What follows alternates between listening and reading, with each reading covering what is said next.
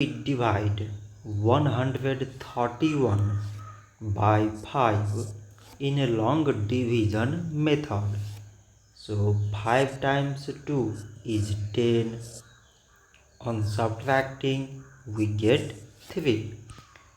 So now we put down this 1 and it is 31. So 5 times 6 is 30. On subtracting we get 1. So now there is no other number to put it down. So we take here decimal so that we put 0. So it is 10 and 5 times 2 is 10. On subtracting we get 0. So 131 divided by 5 is 26.2.